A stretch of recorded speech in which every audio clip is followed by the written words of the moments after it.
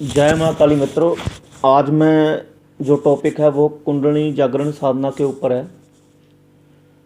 अगर आप कुंडलिनी जागृत करना चाहते हो, क्योंकि कुंडलिनी अपने आप में एक ऐसी शक्ति है जिसको अगर आपने पूर्ण रूप से जागृत कर लिया तो वो जागृत होकर हमारे जो बाकी के चक्र है उनको अपनी शक्ति प्रदान कर देती है, और वो जिन जिन चक्रों को अपनी शक्ति प्रदान करती है उनसे संबंधित शक्तियाँ आपको प्राप्त हो जाती है। कुंडली सिद्ध होने के बाद आप एक सिद्ध साधक बन जाते हो।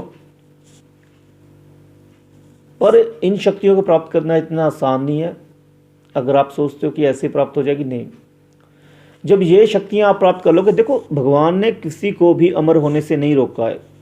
भगवान ने सबको अमर होने का अवसर दिया है, पर इंसान जब जन्म लेता है तो वो इन चक्रों में फंस जाता है, खाना पीना पकाना और वासना में। ये सब चीज़ें भी ज़रूरी है, क्योंकि ये नहीं होगी तो सृष्टि की रचना नहीं होगी। ये भी ज़रूरी है, पर उसके साथ साथ आपको इससे ऊपर भी उठना है। इससे ऊपर उठोगे तभी जन्म मरण के चक्कर से मुक्त हो पाओगे और अमर तत्व को प्राप्त कर पाओगे। भगवान ने हमें खुद ही अमृत प्रदान किया हुआ है, जिनका हम ध्यान ही नहीं करते। वो अमृत जो है, वो सरोवर जो है, उसको कुंडलिनी कहा जाता है। जब आप उसको जागृत कर लेते हो तो आप एक सिद्ध पुरुष हो जाते हो, पर उसको सिद्ध करने में ही कम से कम काफ़ी समय लग जाता है अगर उसको आप नियम पूर्वक करते हो।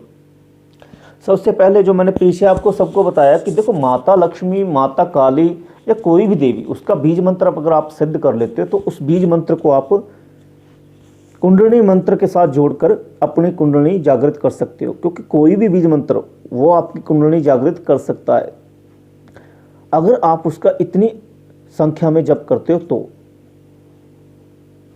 गुरु से दीक्षित होना चाहिए मंत्र, क्योंकि देखो जब गुरु ने उसका मंत्र जप किया होगा, उसकी सिद्धि प्राप्त कर रखी होगी, और वो अपने मुख से देगा आपको, बोलकर आपको अपना जप देगा थोड़ा सा, तभी आपको सिद्धि प्राप्त हो पाएगी, तभी आप आगे बढ़ पाओगे, नहीं तो आप कभी भी आगे नहीं बढ़ पाओगे।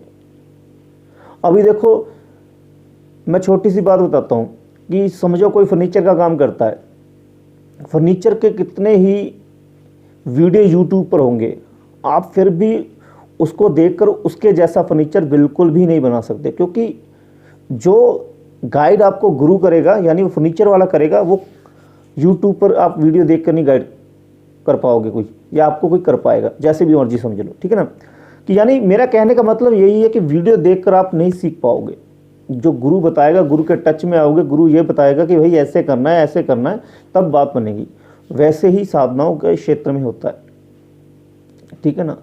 तो मैं आपको यही बताना चाहता हूँ कि गुरु की देखरेख में कीजिए। कोई भी गुरु हो, जिसने कोई साधना की होती है तो वो पहले ही बोल देता है कि भाई मैंने ये साधना की है कि नहीं की है। अब मेरा टॉपिक जो है वह कुंडलिनी जागरण साधना के ऊपर है। देखो, कुंडलिनी अगर आपको जागृत करनी है तो सबसे बड़ा मैं आपको तरीका बताता हूँ शरीर को साधने का। अगर आप साधना नहीं ना करोगे तो फिर से धरती पर ऐसे भटकना पड़ेगा कि जैसे जैसे आपने कर्म किया होगा वैसे वैसे आपको जन्म मिलेगा। किसी को जानवर की योनि मिलेगी, किसी को पक्षी की मिलेगी, किसी को इंसान की, जैसे कर्म किए होंगे। पर इस चक्कर से अगर मुक्त होना है तो कुंडलिनी को जागृत कीजिए। कुंडलिनी को जागृत करने का सबसे सही तरीका बताता हूँ, सिर्फ मंत्र होता है इसमें। इसको आप रात्रि को भी कर सकते हो, दिन को भी कर सकते हो, रात्रि दिन मिलाकर जब मर्जी कर सकते हो। पर आपको सिर्फ ये संख्या घोषित करनी होती है कि इसकी मंत्र की संख्या रोज की कितनी होनी चाहिए, कितनी माला होनी चाहिए, कम या ज़्यादा नहीं होना चाहिए। इसमें सिर्फ आपको एक बार भोजन करना है, नमक का आप भोजन कर सकते हो, ठीक है ना। सुबह को फ्रूट खा सकते हो, दोपहर को फ्रूट खा सकते हो, रात्रि को भोजन करना है। अगर फिर से भूख लगे तो फिर से फ्रूट खा सकते हो। इससे आपकी साधना चलती रहेगी निर्विघ्न।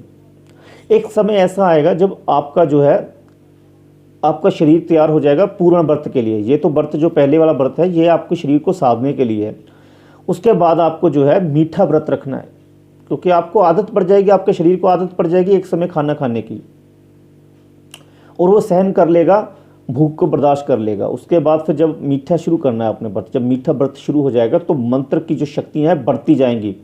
पहले तो जब आप नमक वाला भोजन भी एक समय करते हो तो उससे भी आपकी शक्तियाँ बढ़नी शुरू हो जाती है, क्योंकि एक समय भोजन करना है आपने, वो भी उसमें लहसुन अदरक प्याज नहीं करना है, उसका त्याग करना है, तो ये भी एक हठ योग में आ जाता है। उसके बाद जब आप मीठा व्रत करने लग पड़ते हो तो वो हठ योग आपका और ज़्यादा बढ़ जाता है। और फिर मंत्र जो है पूर्ण अवस्था में आना शुरू हो जाता है। उससे आपको स्वप्न में अजीब से घटनाएं होनी शुरू होगी, वो मैं आपको यहाँ पर नहीं बता सकता। जब कुंडली जागृत होती है तो अजीब अजीब सी घटनाएं होती है, आपके चक्र एक्टिव होने शुरू होते हैं। हर किसी का चक्र आपको जो है स्वप्न में दिखाई देता है, उसमें से गुजरते हुए दिखाई देते हैं आपको। कई प्रकार की बहुत सी चीज़ें दिखाई देती है, वो चक्र जागृत होने की स्टेज शुरू हो जाती है। सॉरी पहले से बोल दिया था आपको। तो जब चक्र जागृत होने शुरू हो जाते हैं तो वो चक्र जागृत होते होते आपको जो है ध्यान अवस्था में लेकर आना शुरू कर देती हैं। जब आप मंत्र जप करते करते ध्यान अवस्था में आते हो तो वो कुंडलिनी शक्ति जो है ना वो जागृत होना शुरू होती है। इसमें सबसे बड़ा तो पहले मैं आपको बता दूं कि इसमें किसी प्रकार की जान का रिस्क नहीं है, क्योंकि देखो कुंडलिनी जागृत होते समय भी गुरु का पास में होना जरूरी है। नहीं तो कई बार इंसान जो है जब मस्तिष्क में प्रकाश देखता है तो वो उसके पीछे पीछे चला जाता है, जिससे उसकी सांस रुक जाती है और उसको पता भी नहीं चलता वो कब शरीर छोड़कर चला गया। मंत्र में क्या होता है, मंत्र में जब आप ध्यान लगाते हो तो उस देवी की जिसकी आपने सेवा की है उसके ऊपर ये जिम्मेदारी आ जाती है कि आपकी रक्षा करनी जरूरी है। तो देवी माँ आपको, एक तो पहले आपने माता के रूप में धारण किया होता तो माँ की तो जिम्मेदारी डबल हो जाती है। तो माँ को पता चल जाता है कि मेरे को अपने बच्चे को जो है ध्यान रखना पड़ेगा। तो माता, अगर आप कुंडली जागृत मंत्र के जरिए जब करते हो तो माता जो है आपको प्रकाश के पीछे इतना आगे तक नहीं जाने देते कि आप भूल जाओ, सांस लेना ही भूल जाओ। माता आपको धीरे धीरे जो है ऊपर लेकर आती है, आपकी सांस पर पहले कंट्रोल करवाती है ताकि आपकी सांस की जो कैपेसिटी है वो बढ़ जाए और धीरे धीरे आपको प्रकाश जो है, प्रकाश से आप चक्र में प्रवेश कर जाओ।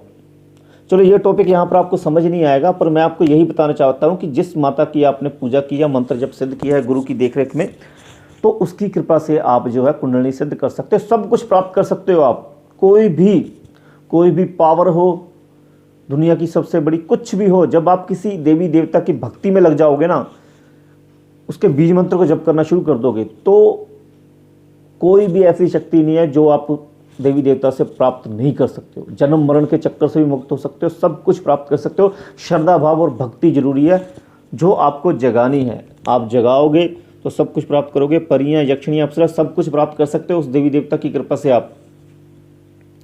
पर सब्र बहुत ज़रूरी है और मेडिटेशन बहुत ज़रूरी है, क्योंकि देखो जिन्होंने माता काली जी का क्रीम बीज मंत्र जप किया है और माता लक्ष्मी जी का श्रीम बीज मंत्र जप किया है, तो उनका मेडिटेशन भी किया करो, जिससे कि जो है आपका ध्यान लग सके और आपके मन में जो फंसे हुए लोभ, ईर्ष्या, द्वेष, वासना है उस पर आप विजय प्राप्त कर सको। तो कुंडलिनी जागरण साधना है, अगर आप इसको करना चाहते हो तो लंबे समय की साधना है ये भी, पर कुंडलिनी जागृत हो जाओगी और आपको जो शक्तियाँ आप परी, यक्षिणी, अप्सरा से प्राप्त करना चाहते हो वो आपको खुद को ही प्राप्त हो जाएंगी। ये साधना भी जो है पूर्णमासी से स्टार्ट होगी। वैसे इसको किसी भी समय शुरू कर सकते हैं, पर पूर्णमासी का समय ज़रा ज़्यादा उचित रहता है। तो जिन्हें करनी है वो टेलीग्राम से जुड़ जाए। जो व्हाट्सएप वाला नंबर है मेरा वही टेलीग्राम का है, टेलीग्राम से जुड़ जाए। पर शॉर्टकट तरीका मत अपनाएं। शॉर्टकट तरीका साधना में कोई नहीं है, मेहनत है।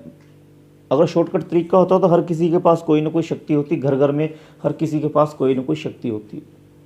जय माँ काली। कल से मैं वीडियो और अपलोड करूँगा जिसमें परी, यक्षिणी, अप्सरा माताओं की साधनाएँ होंगी। तो आप टेलीग्राम से जुड़कर बात करें, व्हाट्सअप बिल्कुल ना किया करें, क्योंकि व्हाट्सअप देखो मैं चलाना फरवरी से पूरी तरह से बंद कर दूंगा मैं, ठीक है ना। तो आप टेलीग्राम से जुड़कर बात करें। जितनी आपकी हेल्प कर सकता हूँ साधनाओं में मैं करूँगा। पर देखिए जो हमारी साधनाएं होती है वो गुरु परंपरा से पीढ़ी दर पीढ़ी शिष्य को प्रदान की जाती है, ठीक है ना। तो जो साधनाओं का ज्ञान होता है वो शिष्य को प्रदान किया जाता है। वैसे ही आपकी कोई हेल्प है तो मैं आपको मार्गदर्शन कर सकता हूँ। जय माँ काली। माता आपको सभी प्रकार के सुख प्रदान करे।